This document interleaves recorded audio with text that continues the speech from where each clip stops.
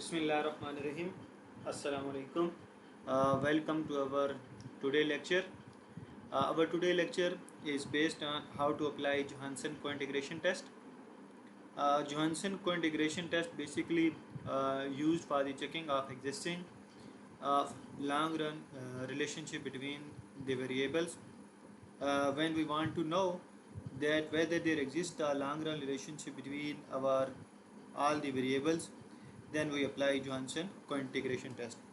So before applying Johansen co-integration test, make sure that all of your variables are stationary at same level. Either they must be stationary or at level, or either they must be stationary at first difference.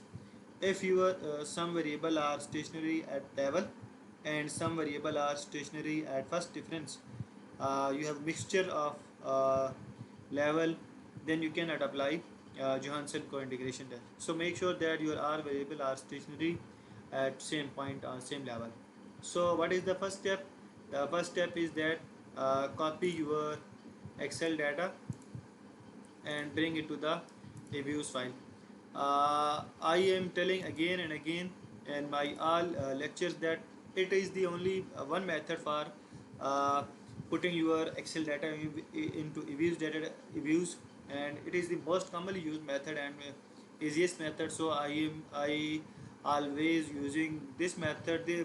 There is also certain different methods for bringing your Excel data into reviews data. So it is up to you uh, which method you are going to use. Okay, so here mention the start and end date of your data.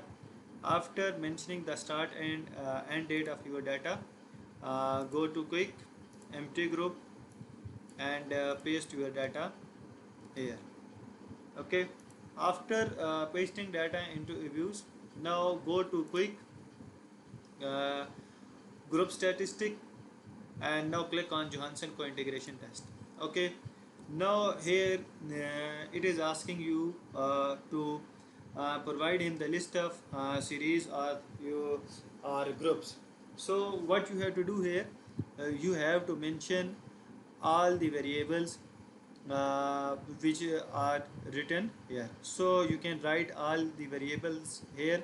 It is up to you which of the variable you are writing first. It does not matter that which variable come first. So let's suppose I am starting with ED, GCF, GDP, LF, TOP. These are my all variables. Now after writing all the variables, both the dependent and independent variable, now press OK. So when you press OK, you can see that it gives you multiple options for applying Johansen co-integration test. So it is up to you that which one in which one you are interested. You can see that this test include no intercept or trend. This include intercept but no trend. This also include intercept and no trend. So it is up to you that out of six, which of you are going to use. Uh, what is I am going to suggest you that apply all of these tests and compare your all test result. So out of them, which test give you the best result, you select them. Okay, you select that result for your estimation. Okay, I will repeat it again. Apply all of these tests and save the result of all these tests. After applying all these tests, compare your all test result and the test which give you the best result. You can say you can adopt that test for your estimation. So here it is asking for you exogenous variable.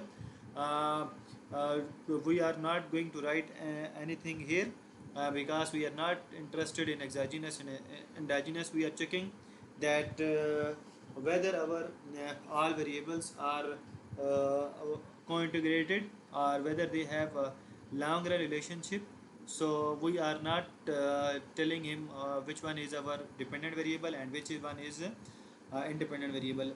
I hope that you all know that what is mean by exogenous variable. Exogenous variable means that independent variable. Which are your independent variables? So I am not going to write the independent variable here, so as I am not interested in the impact of one variable on the another variable. I am interested to check that whether there exists a long relationship between the variables or not. So here it is asking to you for lags. It is up to you that how much you are going to select lag interval.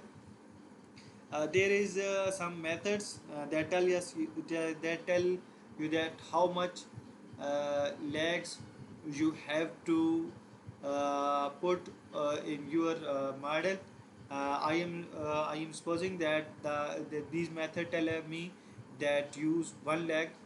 So in my coming lecture and future lectures, I will tell you that how we can select the lag criteria. There are different methods for the selection of lag criteria. So at the moment I am going with the default setting. Now press OK. When you press OK, it will give you the result or outcome of the Johansson cointegration test. So there are two types of result. One is called unrestricted cointegration rank test, which is also called the traced value or traced statistic, and the other one is called maximum eigenvalues. Okay, you have to look at both of these results. So let's start with the first one. So what does it mean? It means that none mean there is no long relationship between the variables. Okay, as you can see, it is the all these are null hypotheses. At it is mentioned here hypothesized. Okay, these all are our null hypotheses, and what are the alternative hypotheses against them? We will discuss one by one. So our null hypothesis for this, there is none mean there is no long run relationship. Okay, what is our H naught? There is no long run relationship between the variables, or there is no co-integrated equation in this model. Okay, what does it mean? It is also our null hypothesis, and it mean at most one mean that there is one co-integrated equation in the model. And what is its alternative? Its alternative mean that there is more than one co-integrated equation in our model. Okay, now I hope that you can understand about the null and alternative hypothesis. So let's start with this one.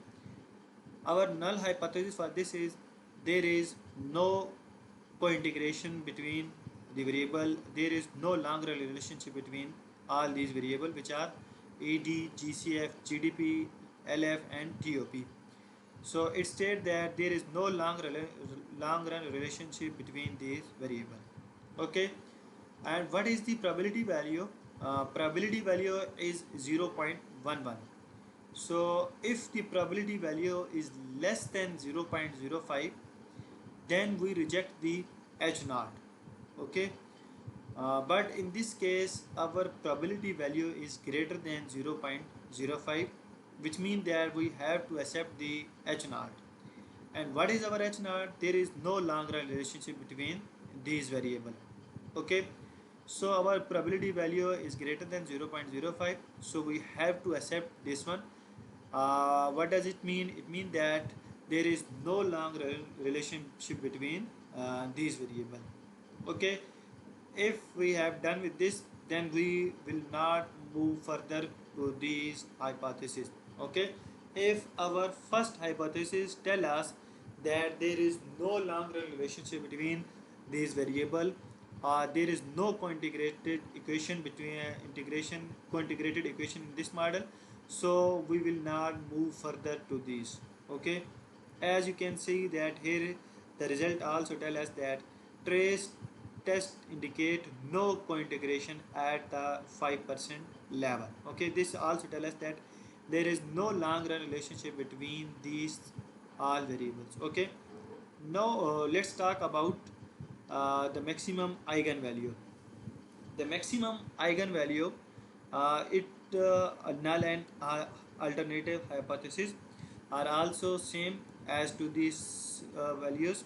What is the null hypothesis? The null hypothesis is that there is no long run relationship between the variables, or there is no co-integrated equation in this model.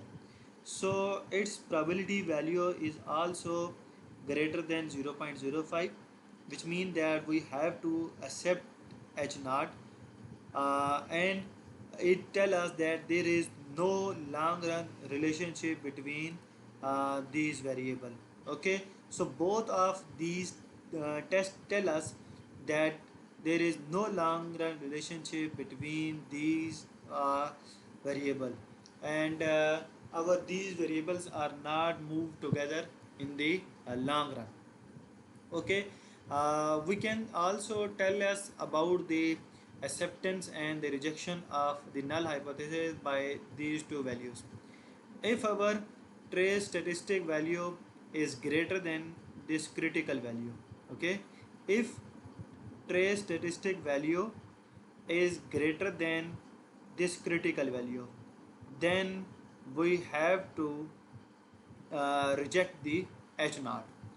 Okay, if trace statistic value is less than the critical value, then we will accept the H naught.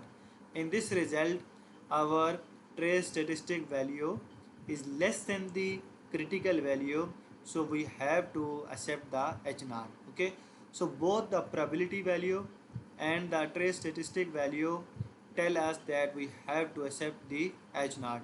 When probability value is greater than 0.05, we accept H naught, and when trace statistic is less than critical value, then we also accept the H naught. So both these method tell us that we have to accept naught, and when uh, when there is no long run relationship between these variable, then we can't apply VECM.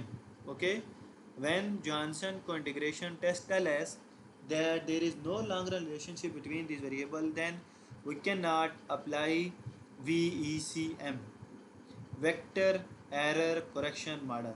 Then we cannot apply VECM. Then we had to apply unrestricted var model on the variable, on the model which have no long run relationship. Okay, I hope that this lecture is beneficial for you. This is not the end for Johnson co-integration test. In my upcoming lecture, I will discuss in detail about the Johnson co-integration test and its value, and how to interpret the Johnson co-integration test results. So till that, good luck and goodbye.